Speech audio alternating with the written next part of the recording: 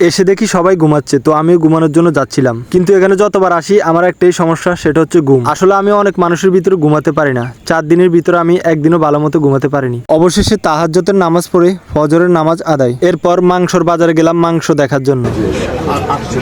সকালের দিকে আইবেন না? মানে হাড্ডি সারা তো সকাল সকাল এতটাই কুয়াশা দেখা যাচ্ছে, মনে হচ্ছে শীতকাল আবারও চলে এসেছে। তো সকালের খাবার হচ্ছে আলু ভর্তা এবং টমেটোর চাটনি।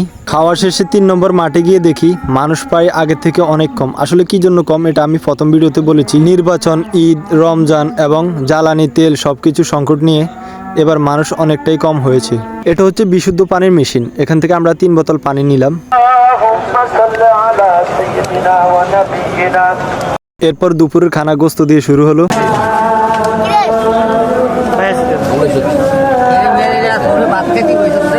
এটা হচ্ছে মাদ্রাসা পুকুর, যেখানে মানুষ অজু করে এবং এখানে মাছ চাষ করা হয়। হ্যাঁ, এগুলোই সেই মাছ, যে মাছ অন্য সময় না দেখা গেলেও মাহফিলের সময় ঠিকই এই মাছগুলো দেখা যায়। মাছগুলো খুবই অদ্ভুত। এগুলো মানুষের হাতের কাছে চলে আসে, কিন্তু মানুষকে একটু ভয় পায় না। আসলে এই মাছগুলো মাহফিলের সময় বেশিরভাগ দেখা যায়। তবে অনেক মুজাহিদ ভাইদের দাবি এগুলো মুখ দিয়ে আল্লাহ আল্লাহ জিকির করে। জোহরের নামাজের পরপরই শুরু হয় এবারের মাহফিল। আপনারা দেখছেন পীর সাহেব হুজুর একটি হুন্ডাই করে রওনা দিলেন স্টেজের উদ্দেশ্যে।